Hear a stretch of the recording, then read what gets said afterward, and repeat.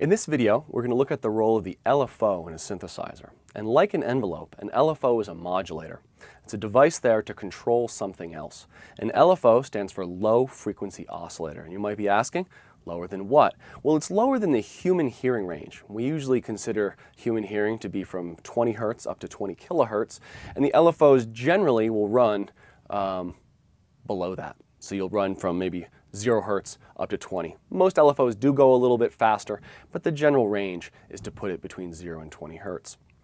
Now, it's controlling something else, and LFOs can control any parameter in your synthesizer. It's really varied what they can do. But one of the main usage is to create vibrato effects. And if you listen to any singer or violin player, the note is never really constant. It always varies up and down, kind of cyclically over the course of the note. And we'll be applying LFO to control the pitch of our audio oscillator, which will give us that sense of vibrato, that sense of the pitch changing cyclically over time. And it's a very important one, and it's going to be a capacity of most synthesizers you find. So let's check it out on our basic synthesizer here. Before I even look at the LFO, though, I'd like to examine some real-world audio and see why we might want to use an LFO. What I've loaded up is a sample of a sung vocal phrase, and we're going to look at it in the spectrum display. Remember, in the spectrum display, we see frequency up and down on the y-axis, time on the x-axis, and amplitude is demonstrated by the color of the sound that we see in here. And what I'm really looking for and listening for as this plays is what happens to the pitch during held notes. All right, here we go. Ooh, yeah, yeah, yeah, yeah. So I see it most during this one right here. We see that there's these constant variations in pitch. We can see that she's singing up and down various notes, so we get an overall pitch contour. But even during held notes, we see these little variations. Let's see it again. Ooh, yeah, yeah, yeah, yeah. So we have this constant variation in pitch right here. And we call this variation in pitch vibrato, and it's a component of most instrumental performances. We'll see it in vocals and guitars. Even like keyboard parts try to have this in there because it's so expressive. And we couldn't use the amplitude envelope to get that. We need some other thing. We looked at the amplitude envelope, that would change the amplitude. We need to vary the pitch, and we do that with the frequency LFO. Now, if I didn't have the LFO, I could pull up, say, a sine wave, play a note, and just wiggle the frequency by hand.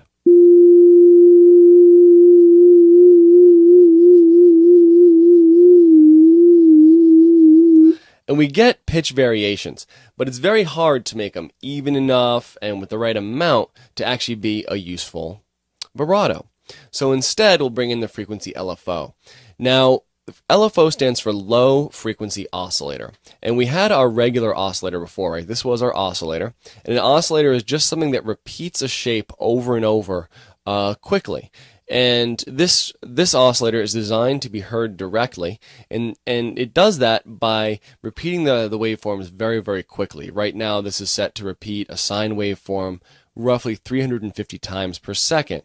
And remember, if we repeat something anywhere from 20 times per second to 20,000 times per second, humans are going to perceive that as a pitch. That's the range of human hearing. Well, the low frequency oscillator over here is designed to work at much lower frequencies. And really it's designed to work lower than the audible range. So it's designed to work maybe from 0 hertz up to 20. And it can't be heard directly. Its effect can only be heard in that it actually changes other parameters, and this one is designed to change the frequency. Now, honestly, many LFOs get faster than 20 hertz. In fact, this one here in this synthesizer can go much faster than 20 hertz, and that can open up a wide variety of different effects. But what we're really looking at is that slow movement, that kind of 0 to 20 hertz movement, which is where LFO, or low frequency oscillator, gets its name. So to create the kind of vibrato effect, I'll play that same note on the synthesizer, and this time I'm going to enable the sine wave mode in the LFO, and I'm going to bring up amount slowly. Now remember, this frequency LFO is modulating or controlling or changing this frequency, but you won't see this move. That's one of the tricks with modulation, is that we're having the interaction of parameters, but you don't see it directly. You have to rely on your ear to hear what's going on. So let's hear. I'm going to play this and bring up amount slowly. We hear a constant sine wave tone.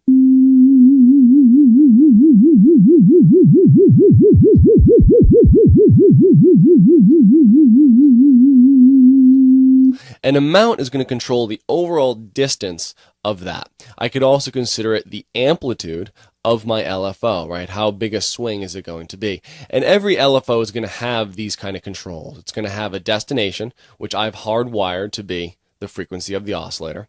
But, you know, in a regular synthesizer, and you can have LFOs that can control a variety of things, can control filter frequency or amplitude. In this instance, to create a vibrato effect, we have an LFO controlling the frequency of our audio oscillator. There'll be the frequency of the LFO itself. So let's try this again.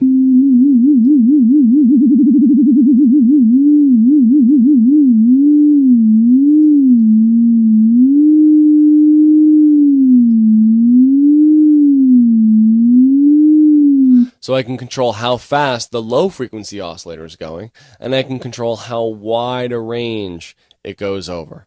Now I can also change between a variety of different shapes. Sine wave or triangle are going to be good for giving us kind of typical vibrato shapes. But if I want to have, you know, a little more fun, do something that's not realistic, I might set something like a saw shape.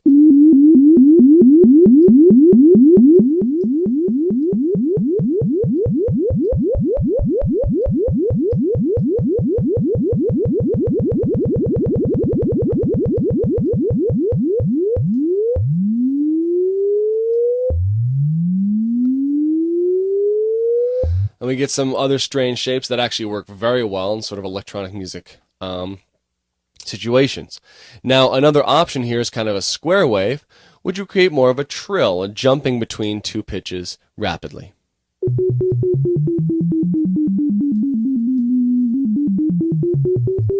And the amount then is going to control how wide a leap is really made. So an LFO is very much like our oscillator. It has a frequency, it has an amplitude, amount is like our amplitude, and it has a wave shape. The only difference is the oscillator is designed to be heard directly, and the frequency LFO is designed to modulate something else. An LFO is designed to modulate something else. The frequency envelope specifically is designed to modulate the frequency of our audio oscillator, and it can be used to create a variety of vibrato effects. Again, an LFO can control a variety of things. It doesn't have to be just the frequency of the oscillator. You can have one that controls filter cutoff to give you a series of wah-wah type effects. You can have one that controls amplitude to give you a tremolo type effect, or control pan to give you an auto pan type of effect. It's a very useful device. It's a general purpose modulator.